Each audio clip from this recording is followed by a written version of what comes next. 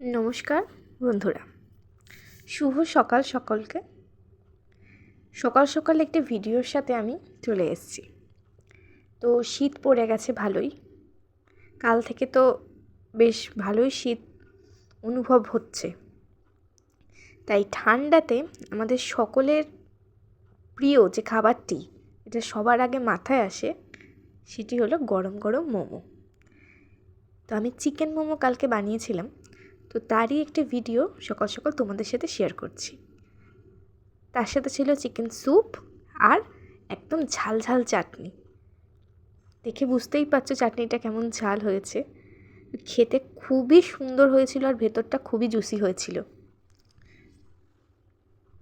যদি কেউ এই মোমোর রেসিপিটি জানতে চাও আর চাটনিরও রেসিপি জানতে চাও, তাহলে কমেন্ট করে জানাও। আমি তাহলে আরেকটি ভিডিওতে তোমাদের এই মোমোর রেসিপি, চাটনি আর স্যুপেরও রেসিপি জানিয়ে দেবো।